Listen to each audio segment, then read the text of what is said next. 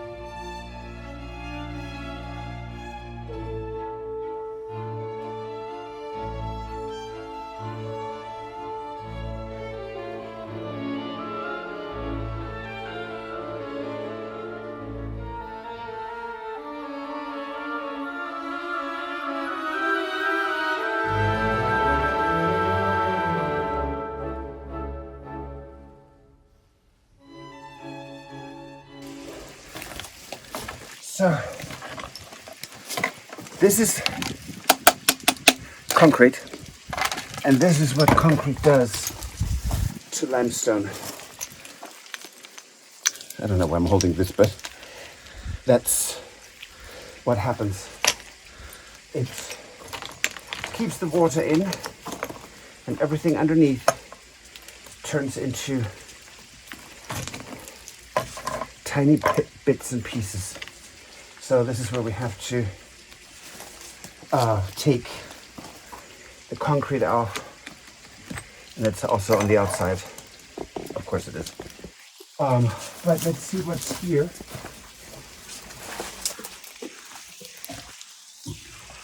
Now this is kind of cool. I have some really weird big cement stones, and then here we have the unfortunate occurrence of that when people say, "Oh, you need to dig out the root of ivy, English ivy." Yes. How do you dig a root out of something that grows out of a wall? Right. It's growing out of the rock. So yeah. So let's see. in and out. I mean, it comes in, out, it's horrible. And it's destroying this here.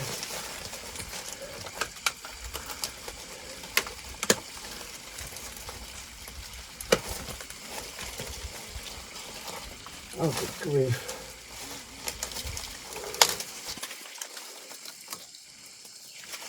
You know what I need to get are big loppers because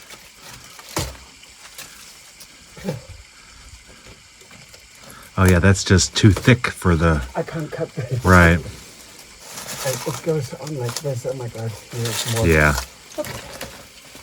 And so with this, we just discovered is a fig tree, which we, in the fall, we're gonna move and put it in the back.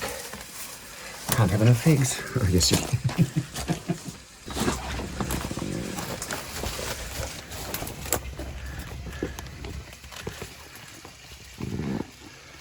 Okay. There we go.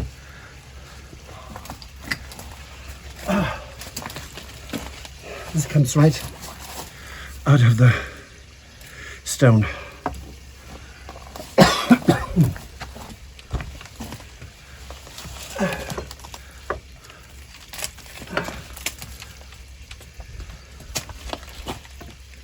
Okay. Up. Yeppa.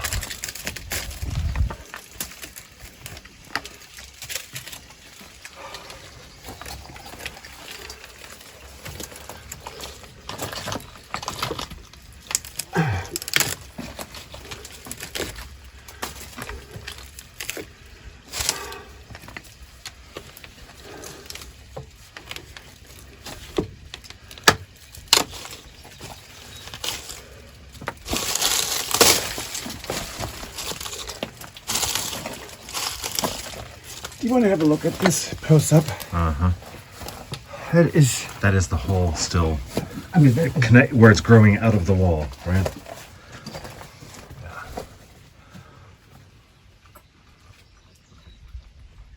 don't know what that's for. This is limestone.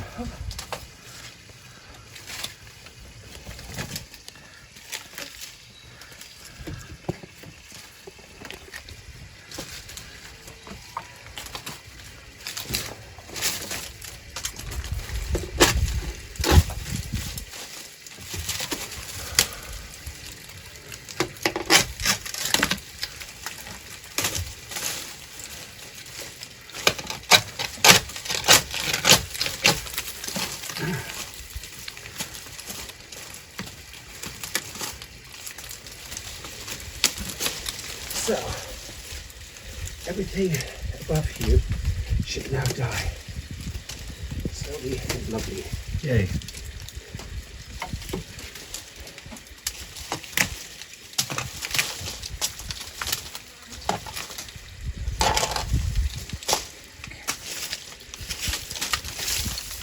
And that's our prep work for the fall. For repairing all this. So now you have seen it grows actually out of the wall, and it must have been cut back so many times because it's this big lump of The root. It's the base of the right. ivy. So and let's see, we can't really use vinegar, a high concentrated vinegar, because it is limestone. So we dissolve the wall around it. We can't dig it out because we have destroyed the wall. There's a hole in the wall. So it's a problem. So any well-meaning comments of you need to dig out the root. Now we know that we're not quite as dumb, but when they come out of a wall, what do you do then? Right. Good question, right? It is a good question. So we're going to try to kill it with diligence in this case, and make sure it doesn't grow back. And if you cut it back, I read about this many times. Eventually, it will give up, but might actually be more thick-headed than I am.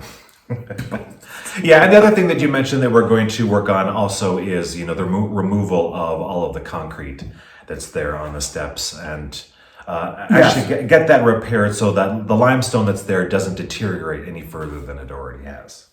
Yeah, it's pretty bad. Now we have found another fig tree that we didn't know was there. Right? I don't know. That was a year and a half. It grew. That's how much something. I mean, grows that's from the this size to- you get from a nursery when you go and you buy them at the nursery. So We're never that lucky.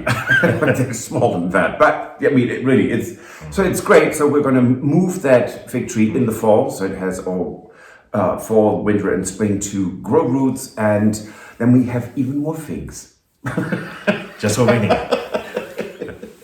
So we actually went to another large brocante this past weekend. And that was actually fun.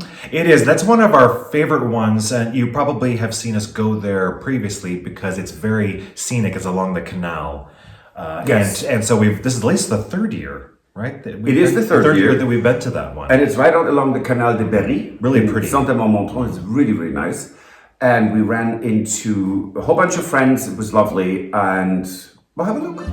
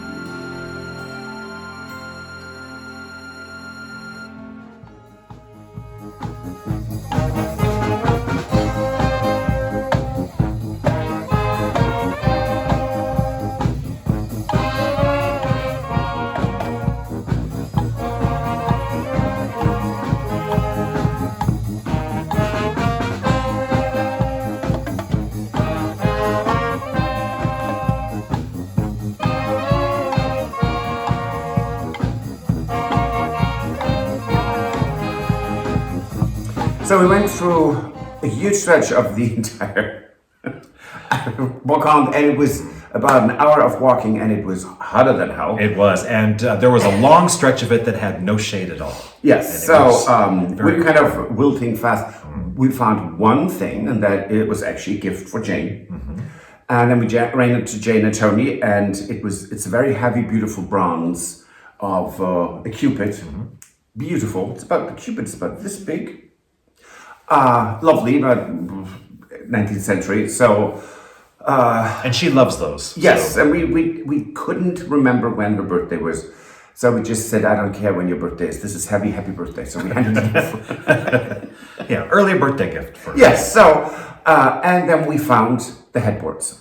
Yes. That was fantastic. And it's very, I think quality sometimes equals weight. This is solid oak. It's Louis XVI with these little, it looks like ostrich plumes coming out of there. And they are so heavy, and the nice thing is we don't need to reupholster them. No, and that fabric is beautiful, and that's actually a fabric that we ourselves would pick out if we actually went somewhere shopping for fabric. So, and it's in great condition. Yes, so it's nice. It's stunning and heavy. So that's going to be, those two pieces are going to be our headboard for the bed, for the second bed and breakfast room that Stuart's going to finish next week.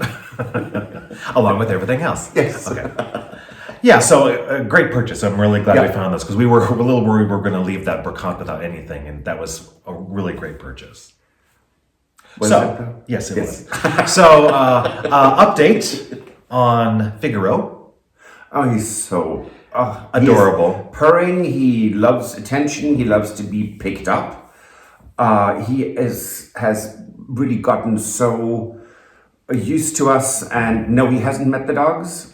No, he's look, when we found him, he was 4 weeks old, and he was way malnourished. I mean, his body was only this big. Yeah. So he's catching up. He's not like your normal, well-nourished kitty, which would be about this big at this point. Right. No, he's incredibly small.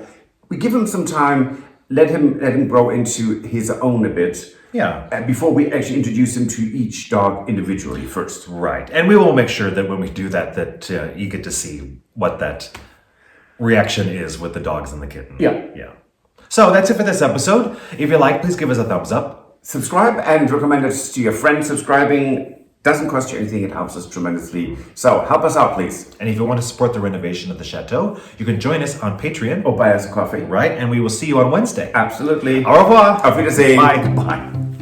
If you enjoyed this video, please use the like feature to let us know. Also, don't forget to subscribe to our Journey to the Chateau YouTube channel if you would like to see more. Once you've subscribed, you can tap the notification bell in order to ring it, which will allow you to receive all notifications from our channel. Thank you.